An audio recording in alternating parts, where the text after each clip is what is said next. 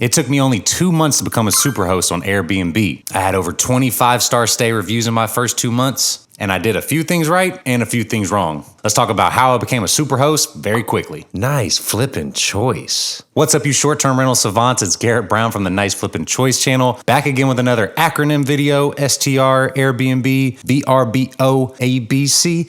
It's easy. Okay, never mind. As you can see, I'm in a different set as always because most of my sets, aka rooms in my Airbnbs, get booked out and I have to move around. We're in my Texas-themed ranch house right now, in one of my game rooms actually, but you aren't here to hear about that. You're here to talk about being a superhost. Now, while superhost does sound like a budget daily Fox TV superhero, it is way more important than you think, especially in the Airbnb algorithm, because it will allow a higher ranking. A lot of guests look for it. This also allows for peace of mind to know they are not going to some random Airbnb with some random host that's going to be sitting in their closet kind of just waiting for them to get there. Now, I will not sugarcoat it and say I have not put in a lot of extra effort in these first few months to make sure my reviews were top notch for all the properties I was launching on my glamping site. I do know over time I will tone it down just a bit, but these levels of guest standards will always remain for me, and I know these little extras will always make us stand out no matter what type of visit they even go to between a hotel and a regular Airbnb. I sometimes give a s'mores kit for free when I usually may not. I'm a little more lenient on maybe check-in times and things like that right now. These are things I may button up as I go along to really tighten up my business, and also finding that middle ground between my bottom line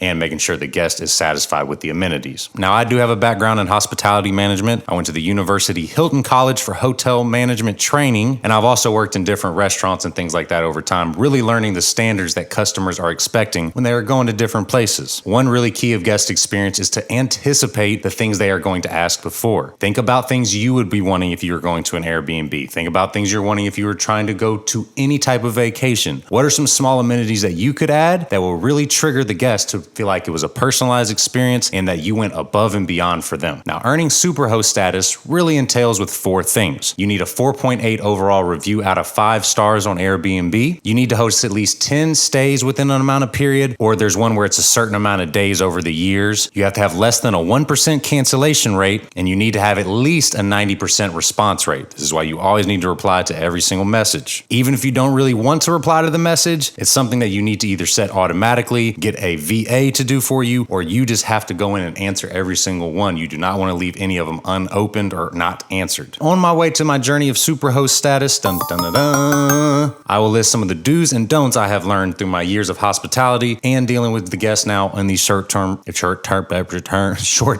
and glamping sites. There is a fly in here, and I have not been able to get it out all day, and it is choosing to mess with me right now while I shoot this video. Don't mind me if I'm looking around for this fly. Sorry about that. Drum roll, please.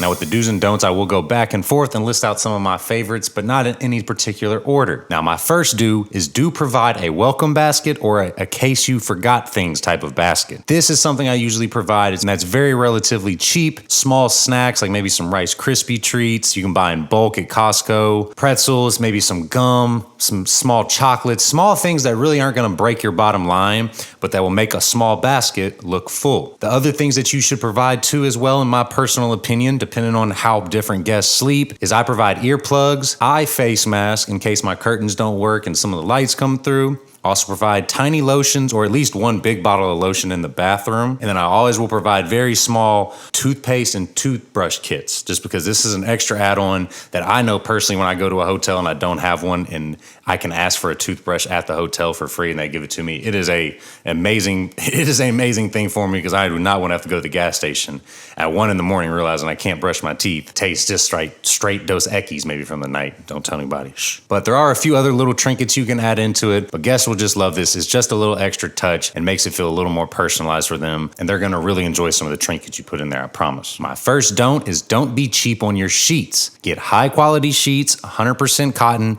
and buy 3 sets for each bed. I know most people are going to say 2, and I'm not saying you're wrong, but 3 sets, especially when you're buying white, which you should buy all the same color, buy 3 sets of all white, 100% cotton sheets, same brands if you can, and then just keep them clean on standby at all times. You never know when one is going to get soiled and one gets a rip. There's many cases where my cleaner will take them to their house. What if they got sick and couldn't return them the next day?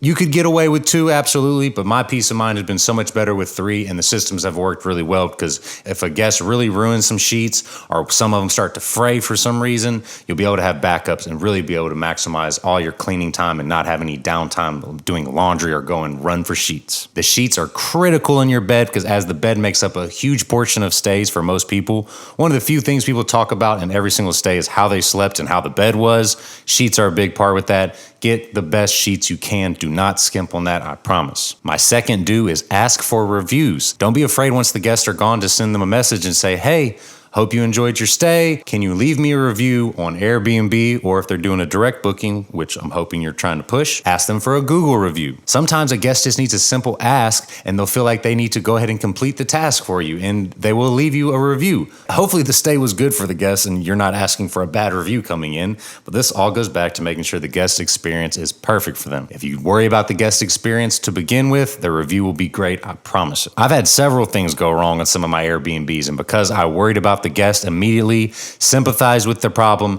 corrected the problem, or gave them options, I still went through 5-star reviews. I had plumbing back up in one of the houses that I have, started having a leak through the roof, and I still got a 5-star review from that. I refunded the guest for the night, made sure I did everything I could to try to get it fixed, but at the same time, all I was worried about is making sure the guest was good and that they were still comfortable and being able to stay in the place. My next don't is do not cancel a stay no matter what you do. Do everything in your power not to cancel a stay. Like I was talking about with my plumbing issue, even before I got it fixed fully with my drywall guy repairing the fixes, I had next guests coming in. I just simply explained to them the situation, gave them a small discount off the stay. It was about $75. They were extremely happy. They didn't even want the discount. They loved my guest service to begin with. I still was a man of my word and gave it to them. Ended up with a 5-star review. They were tagging, sending amazing posts, saying how much fun they had all weekend. It was a great experience, and I did not cancel the stay, so my cancellation rate is still 0. I did everything in my power. If you have a major episode happen, I understand. Do everything in your power not to cancel the stay. I would rather see you refund the guest as much as you can and figure out if you can make any little bit out of it or however you got to play it. But canceling a stay in Airbnb's eyes is a horrible thing, and they are going to definitely probably ding you in their algorithm. I guarantee it. My next do is add a welcome book for guests to sign with a pin on top of it. Almost every single guest has signed my welcome book in my Geodome and most of the ones in the ranch house I have, and they always leave great messages. I love reading them. It's always really cool hearing about a guy that proposed to his girlfriend on the trip. She said yes, he was telling us about. It's just a really cool little touch to personalize your space even more and not make it feel so robotic possibly if you don't have that extra little homey touch. My next don't is don't give them too many options to get things dirty. What I mean by this, and this was pointed out by my cleaner, adding less paper towels in the different rooms is going to, 1, cut down on supplies, and 2, you're probably already going to have, they won't be able to use the hand towel and the paper towels. You're already going to most likely have to clean the hand towels anyways. Why not just cut out the paper towels and stick with the hand towel? You'll save in the end, and then you can just replace the towels if they get dirty over time. Have backups. It's very easy to do as well since you're already doing the laundry. Also, we need to save the environment. Stop the paper towels. You can eliminate unnecessary rugs, unnecessary cleaning spaces.